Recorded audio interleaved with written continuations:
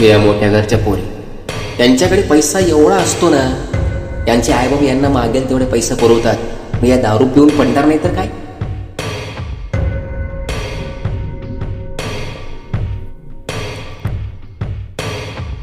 आपण मदत करू शकतो ना.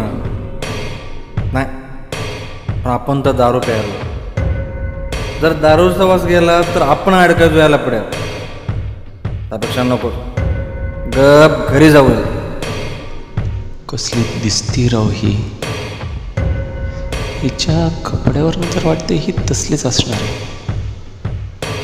आत्ता इथं कोणी नसतं ना तर असला चान्स मारला असताना. शे,